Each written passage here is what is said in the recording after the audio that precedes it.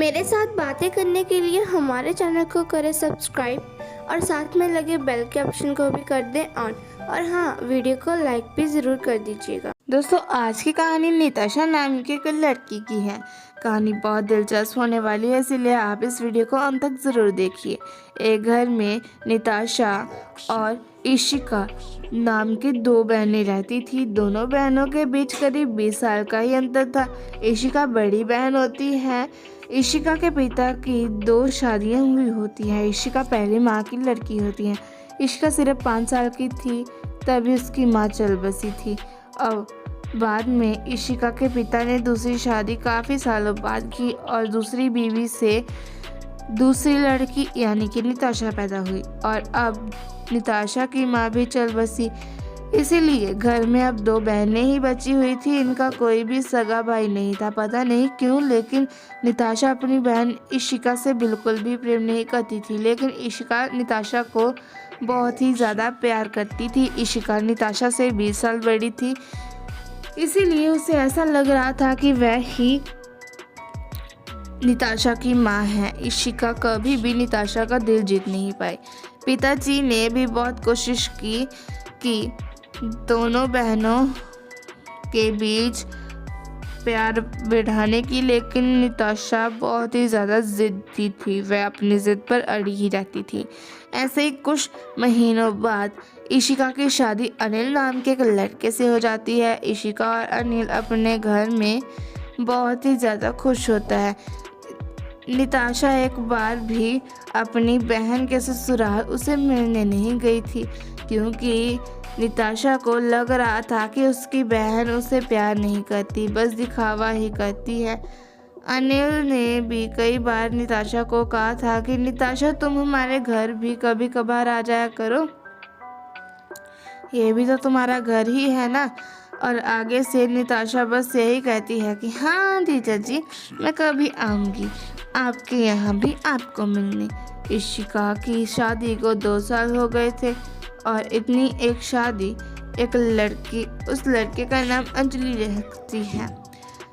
इशिका ने निताशा को कई बार कहा था कि वह भी उससे मिलने आ जाए और उसकी बेटी को एक बार देख तो ले।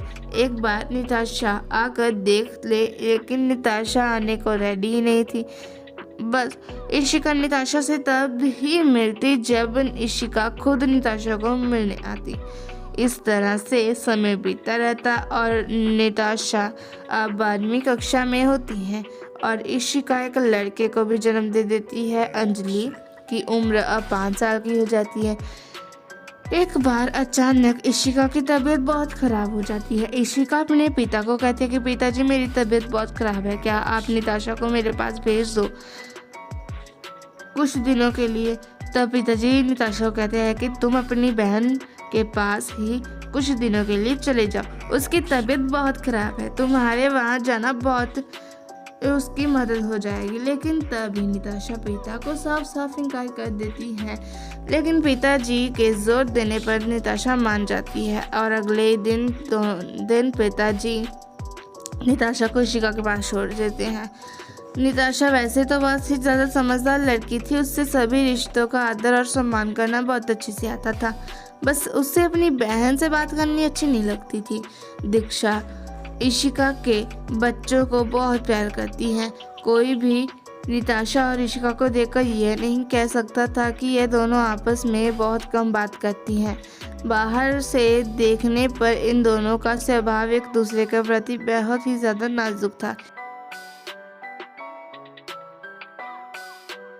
एक बार अंजलि का जन्मदिन होता है और घर पर बहुत सारे मेहमान आने वाले होते हैं। इशिका निताशा को कहती है कि सारे मेहमान आज तुम ही संभालो क्या, क्योंकि मेरे से तो घर का कोई कामकाज अच्छे से नहीं हो पाता, लेकिन मुझे यकीन है कि तुम ये कर सकती हो। शाम का वक्त हो जाता है और सभी मेहमान आना शुरू हो जाते हैं।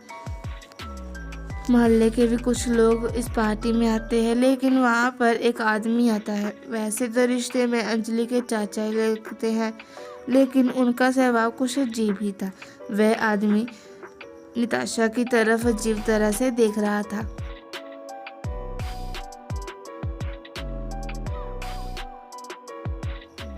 और उसे बार बार छेड़ने की कोशिश करता था। निताशा को इन सब आदतों से बहुत बुरा लगता था। जैसे तैसे पार्टी खत्म हो जाती है और जब पार्टी खत्म होती है तब निताशा भागकर इशिका कमरे में आती है और कहती है कि दीदी, आपके मोहल्ले में तो बहुत गंदे गंदे लोग रहते हैं। आज एक आदमी मेरी तरफ ही घूम रहा था और मुझे बार बार चिढ़ा रहा था। वह आदमी मेरी तरफ गलत निगाह से मुझे देख रहा था। यह देखकर मुझे बहुत गुस्सा आया। यह सुनकर इशिका हैरान हो जाती है और कहती है कि मुझे उस आदमी का नाम तो बताओ, अभी उसकी क्लास लगाती हूँ। तभी निताशा कहती है कि मुझे उस आदमी का नाम तो नहीं पता, लेकिन निताशा उस आदमी का हुलिया इशिका को बता देती है। इशिका समझ जाती है कि वह आदमी कौन है। फिर तभी इशिका अपने कमरे से बाहर निकलती है और छड़ी उठाकर वहाँ से चली जाती है। इशिका उस आदमी के घर पहुँचती है और छड़ी से उसकी पिटाई करना शुरू कर देती है। अब उस आदमी को भी एहसास हो गया था कि उसने जो भी किया बिल्कुल बुरा किया। तभी वह कहता है कि मुझे माफ़ कर दो, मेरे से गलती होगी, मुझे ऐसा नहीं करना चाहिए था।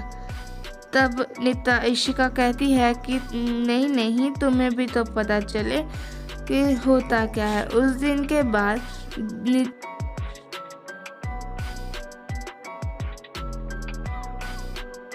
अब उसे समझ आ गया था कि उसकी बहन उससे लिए अच्छी ही सोचती है और निताशा को अपने आप पर भी बहुत शर्म आ रही थी कि आज से पहले उसने कभी भी इशिका से अच्छे से बात नहीं की। इशिका निताशा को अपनी बहन से बढ़कर अपनी बेटी मानती थी। इशिका ने निताशा को और अपने पिता को यह तक कह दिया था कि इसकी शादी की जिम्मेदारी भी मैं लूँगी और आपको निताशा की शादी की फिक्र भी करने की कोई ज़रूरत नहीं है।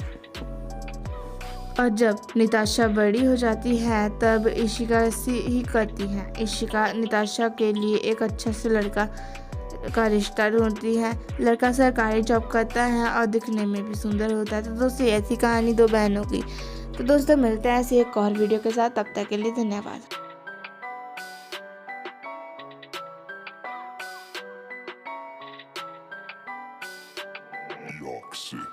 मेरे साथ बातें करने के लिए हमारे चैनल को करें सब्सक्राइब और साथ में लगे बेल के ऑप्शन को भी कर दें ऑन। और हाँ, वीडियो को लाइक भी ज़रूर कर दीजिएगा। दोस्तों, कहानी रिया नाम की एक लड़की की है। कहानी बहुत मज़ेदार है, इसीलिए कहानी को अंत तक ज़रूर सुनिएगा। रिया एक सुंदर, जवान और मध्य कद की एक लड़की होती है। रिया के माता पिता का देहांत हो चुका होता है। रिया का एक बड़ा भाई होता है जो एक फैक्ट्री में काम कर रहा होता है, लेकिन वह अपनी बहन रिया के भविष्य के बारे में सोचता ही नहीं।